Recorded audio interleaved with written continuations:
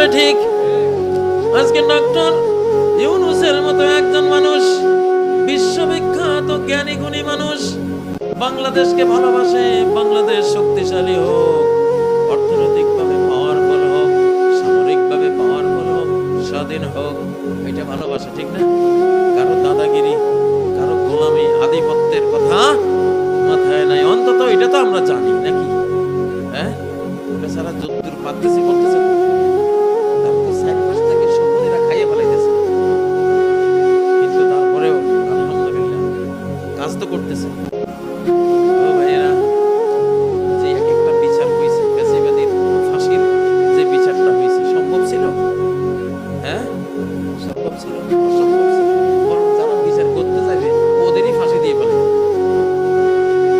এরকম হাজারো নেয়ামত আমরা পাইছি। এই তরুণ নাহিদ, হাসান আব্দুল্লাহ, তারপরে সার্জিস আলম, এই যে যারা আমাদের, এবং এদের লগে যে আমাদের লক্ষ লক্ষ ছাত্র ছাত্রীরা এই তরুণ প্রজন্মের উসিলায় এই দেশ মুক্তি পাইছে। এগুলি আল্লাহর ওলি, কি আল্লাহর ওলি। আল্লাহ এদেরকে ইনশাআল্লাহ কবুল করেছে।